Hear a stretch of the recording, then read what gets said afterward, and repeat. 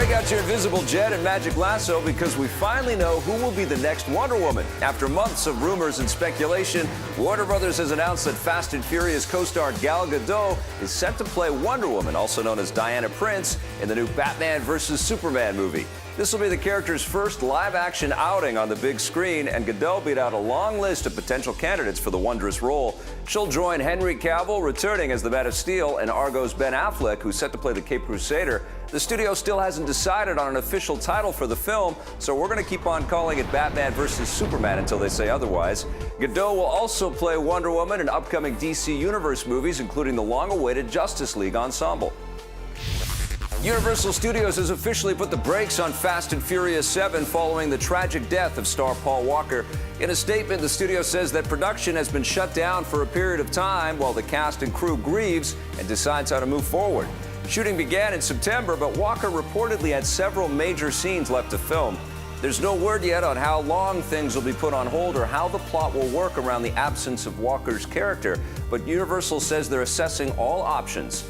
The studio still hasn't said if the film will be delayed from its planned release date of July 11, 2014.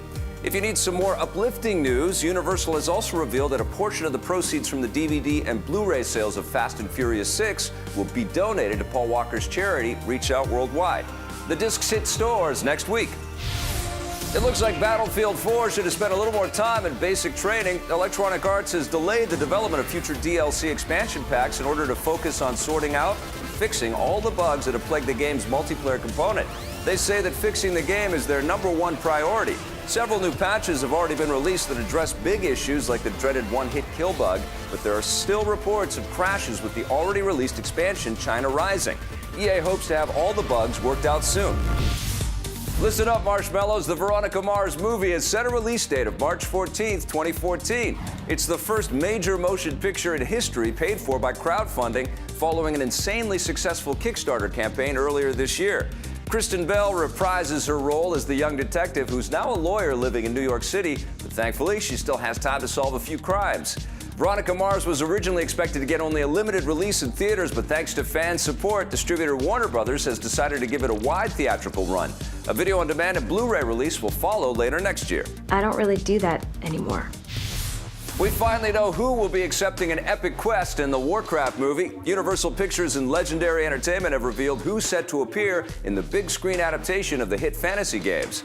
So far, the actors who have signed on are Pandorum star Ben Foster, Vikings lead Travis Fimmel, Mission Impossible Ghost Protocol leading lady Paula Patton, Wrath of the Titans co-star Toby Kebbell, and Pacific Rim Jaeger pilot Rob Kaczynski.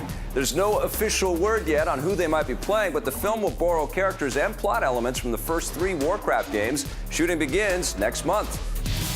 The man behind Spartacus is leaving ancient Rome and heading to the Rome of the 1970s. Now that Spartacus has ended its run on the small screen, Deadline reports that creator Stephen S. DeKnight is developing a new series based on the 2005 Italian crime movie Romanzo Criminale. The film tells the story of a gang that fights to control heroin distribution in 1970s Rome, and the American TV series will take place in 1970s Philadelphia. Stephen S. DeKnight is once again developing the show for the Starz network, but there's no word yet on a release date. The network is also rumored to be working on a Spartacus spin-off series, which will focus on the reign of Julius Caesar. Speak plainly. I grow tired of mystery. If your spidey senses are tingling, it's because The Amazing Spider-Man 2 has come swinging in. Sony has released the first full-length trailer for the heroic new film, giving fans their first good look at all the new characters. This time around, Spider-Man will be up against a formidable rogues gallery of villains, including Paul Giamatti as the Rhino, Dane DeHaan as Harry Osborn, and Chris Cooper as his father Norman. It appears that the younger Osborn will be the Green Goblin this time around, but the most electrifying villain of all is Jamie Foxx as Electro, who promises to bring Spidey to his knees. He is an extraordinarily powerful villain who, when you come into contact with him, it's like touching 1,000 third rails. You're obliterated, and that's a real terrifying prospect. And when your main weapon, your webs, conduct electricity, how do you fight that guy? If you're wondering why the new film is so crowded, it's because Sony is setting up an entire series of spin-off movies that will focus on different heroes and villains from the Spider-Man universe. The studio is also working on a 3rd and 4th film in the main series, but before you can see them, you'll have to catch The Amazing Spider-Man 2 when it swings into theaters next May.